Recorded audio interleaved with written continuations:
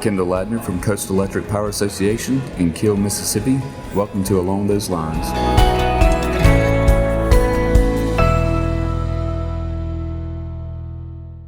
Sponsoring for this podcast comes from OFS. OFS makes the advanced optical fiber and cables enabling electric cooperatives to bring high-speed internet to rural areas and communities. OFS, keeping America up to speed. Hi, everyone. This is a podcast about electric cooperatives, the work they do, and the challenges they face. I'm your host, Scott Hoffman. It's springtime, and among other things, that means bouts of severe weather for much of the country. Fortunately, electric cooperatives have a long history of lending a hand to one another in difficult times. But how do crews pitch in when their neighbors are in need, even when those neighbors are several states away? And how are co-ops able to provide effective mutual aid this year when facing the challenges of a global pandemic? We talked to Michael Kelley. He's the Safety and Loss Director at the Alabama Rural Electric Association of Cooperatives, and Martha Duggan, Senior Regulatory Issues Director here at NRECA, who oversees state and national initiatives. Just a note, we're still social distancing, so this was recorded from our home offices. Michael, Martha, thanks so much for being on the podcast. Thanks for having us, Scott. Hey, thank you, Scott. Michael, let's start with you. We're talking about co-op mutual assistance today. What do we mean when we say that? Typically, when we think of mutual aid or mutual assistance, we're thinking of a dark sky situation where we're following up after a weather event, tornado, hurricane, ice, flooding, something of that nature. And when we say that, we're thinking about there's a lot of damage on the system, and a cooperative has more damage than they can handle. Too much wire down, too many poles broke, outages are so scattered, their crews just cannot handle that type of devastation in a timely manner. However, you will have mutual aid that does exist in what we call a blue sky or a clear sky situation, where, let's say, for example, a utility is pulling in a lot of new conductor, and they're going to have to take some outages, and they've got a well-orchestrated plan of how they're going to take down some old conductor and then hang some new conductor. But in order to do that, they're going to have some outages, prolonged outage for maybe that day. And I've seen a lot of cases where a utility will reach across the line there to their sister co-op, or maybe multiple co-ops, and say, hey, could we send some crews over to help us out maybe today or maybe this week until we get this project going. And both of those exist. Very proud to say that both of those, I think, exist well. Cooperatives truly do listen out for the call when their neighbor says, hey, I need a hand. They're always there. So when I hear the word mutual aid, Scott, that's what I think about. Okay, and so Martha, give us sort of a historical perspective on this. Co-ops have been doing this since the beginning. What is it about the way co-ops do business that kind of led to this being a common thing? So it all goes back to the 7 cooperative principles under which we all operate. And the 6th of those principles is cooperation among cooperatives. And so electric cooperatives have been lending assistance to their fellow cooperatives since the beginning of the program in good times and in times of disaster, as Michael points out. It's just a natural part of the way that we do business and operate.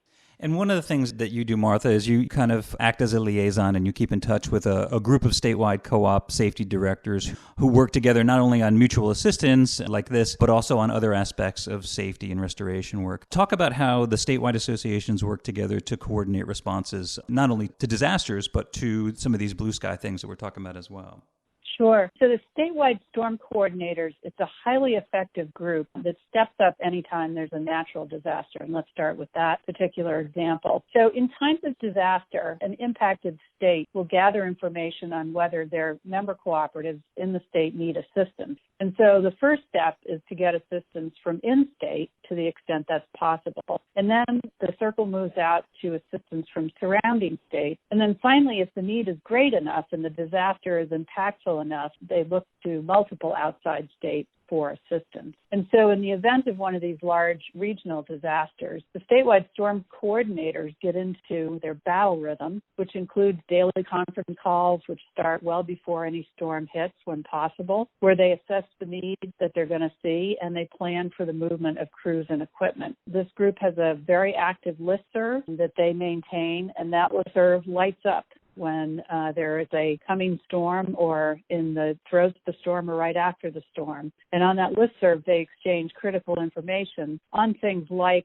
state waivers of transportation regulations, So if you're sending crews from Pennsylvania to Florida, you need to have transportation information for all the states in between. So the other thing that the statewide storm coordinators do is they meet in person once a year. And the goal of that meeting is to assess what worked well this past storm season, what were the areas for improvement from the prior season, as well as to do some planning for the next storm season. And do other utilities do this in the same way or on the same scale that co-ops do? Other utilities do this. Municipal systems provide mutual assistance, as do the investor-owned utilities. The contract that governs most of the electric cooperative mutual assistance was developed by NRECA in concert with the American Public Power Association, which is the Munis National Association. So the two associations sat down with FEMA in the early 90s and developed the contract that FEMA recognizes. And so we're all signatories to the contract. So on occasions where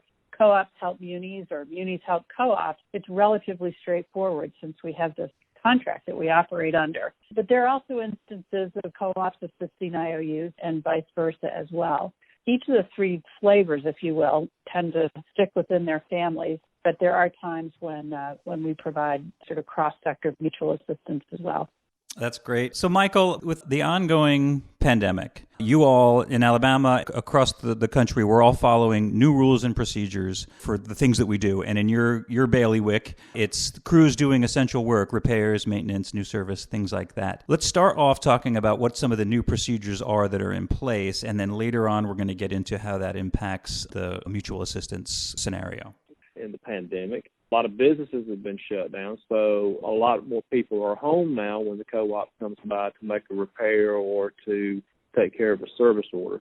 The thing that I've seen most notably has been the distancing. People just keeping their distance from one another. As far as our crews go, I think the most notable change that I've seen there has been for our co-ops who have been able to do this. And this was primarily done very early on with the virus when so little was known and we were really just reacting more than responding at this point. But a lot of our co-ops put their guys in separate vehicles. Let's say they were going out to build a construction order. That morning, the crew would come in, and instead of going to a break room, they would just report directly maybe to their vehicle. Service order was there. The leader of the crew, the foreman, would have that information, and they would stop by at a distance and discuss that. I think the other notable thing that we saw here was staggered work schedules, having like one crew on, one crew off. And that even played into some of our cooperatives. They would run their construction crews that way.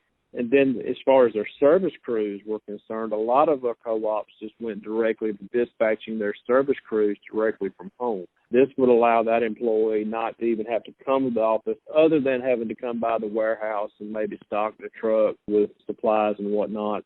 But it would really just minimize their amount of time there at the utility or on its property. And Martha, one of your jobs is to work with the federal government, not only regarding the safety regulations that would impact how co-ops do their jobs, but also on some of the funding and assistance initiatives that the federal government has passed recently. Tell us what agencies you're working with and what are some of the regulations and guidance that you've helped kind of shape in order to help co-ops the most.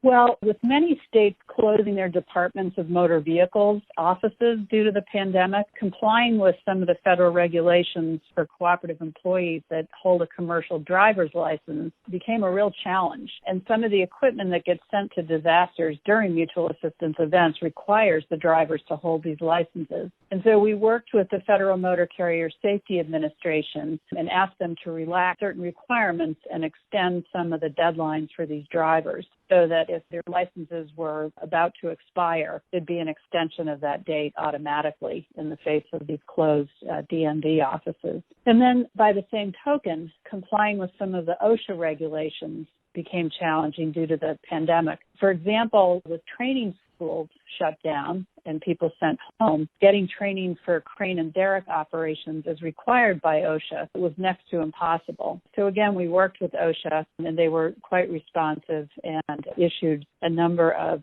enforcement memoranda that indicated that they would exercise discretion on many of these regulations. So that's been gratifying. And then finally, we've been very active with the Department of Energy and the Department of Homeland Security. Now, these are our federal government partners in the Electricity Subsector Coordinating Council. That group, the ESCC as we call it, is a CEO-level group of electricity interests, including Jim Matheson serves on the ESCC, and Dwayne Hiley from Tri-State G&T is a co-chair of the council. And it's a public-private partnership with, as I mentioned, Department of Energy and Department of Homeland Security. And the council has produced a pandemic response resource guide that's been widely used. And one of the chapters in that resource guide is on mutual assistance in the face of pandemic. And Michael has actually participated in the work of the team that put together the resource guide. Michael, do you have anything to add about working with our federal partners? Martha, that was a good experience, and I appreciate you including us in that, and along with the other statewide reps that were able to sit in on the calls. It showed me that really our issues in utilities, whether we're an investor-owned or municipal co-op, it's really all the same. They face the exact same obstacles that we face when it comes to, again, dealing with the pandemic. And I think the one thing, Martha, that I learned from sitting in there on that call was the amount of wisdom that was in the room to be able to see that, we're not just dealing with one thing here. We could be dealing with 2 or possibly 3 disasters all at one time, and which one, takes precedence. The whole thought of having wide-scale power outages, we've dealt with that one before many times. But when you throw COVID on top of that, it really does complicate things. And really, I think what I pulled from that call, too, or from the calls, was how utilities were preparing for both at the same time and separately. Yeah, and I was really grateful that you and other statewide, both storm coordinators and safety folks stepped up and agreed to work with that group. So thank you for that. I guess another ESCC activity that I wanted to mention has been the delivery of cloth masks to some NRECA members. DOE actually collected the order information on a very fast turnaround schedule, and DOE then got the information to FEMA, who's been shipping masks slowly, but they're trickling out into the community. And then finally, we worked through the ESCC to get testing for some of our mission essential workers, particularly those at cooperatives that were contemplating sequestering employees or had sequestered employees. So a lot going on at the federal government level, Scott. Yeah, I tell you that ESCC is probably one of those groups that they've kind of toiled away in the shadows, and this crisis has brought them to the fore. How long has that group been around? They seem to be doing amazing work kind of in the face of this crisis. Yeah, it's been around for a while, and interestingly, it was stood up and created in the face of concerns about cybersecurity. So it really started out with a very strong cyber focus. And then during the natural disasters in 2016 and 17, they sort of expanded their wheelhouse to include working on natural disasters. And then, as you say, took on the pandemic response. So it's a real tribute to the will of the industry to come together, devise solutions, and work together to execute those solutions. That's great. Next, I want to talk about some of the storms that Alabama has already faced this season. But first, let's pause for a word from our sponsor. Along Those Lines is made possible by OFS. As an original inventor of optical fiber, OFS has a deep understanding of fiber networks spanning 3 decades. OFS manufactures a wide range of industry-leading products, ideal for co-op deployments, and knows how to efficiently engineer, furnish, and install networks on both small and large scales. Learn more at ofsoptics.com/EMC. That's ofsoptics.com/EMC. OFS, keeping America up to speed. I'm Leslie Crage from TCEC in Hooker, Oklahoma. You're listening to Along Those Lines.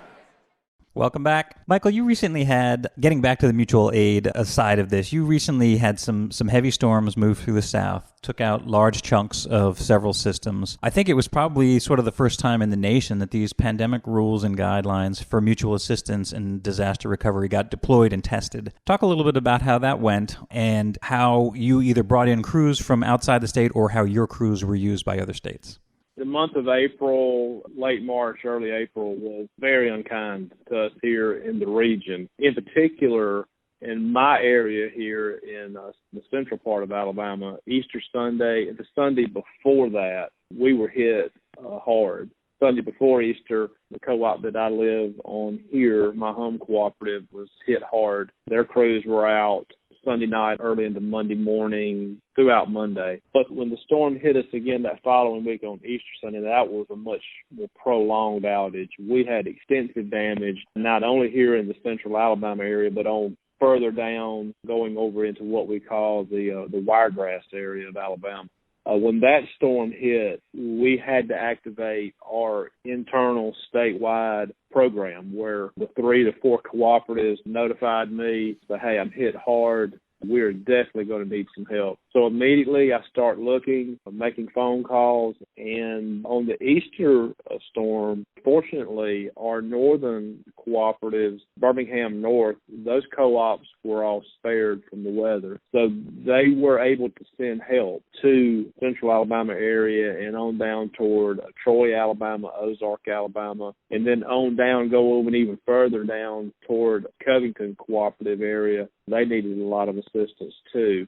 But what happened was everyone south of Montgomery in this area, we were all working. So our plan for a neighbor to go help the neighbor, that had to go out the window, because what we had worked on was if a cooperative was hit, we wanted to look at bringing help to them just from those cooperatives that were on their perimeter or their cooperative that touched them. But in this particular case, because the southern end of our state was hit so hard, all of their neighbors were working to get their lights back on. We had to reach out further. And we were able to do it. It was hard. We didn't have the number of crews available that we needed because of the pandemic, because a lot of the crews were still working staggered shifts or working on a rotation. So the operations guys that were putting together all this, they did a miraculous job of putting together crews, getting equipment down here so that our co-ops down here could get help.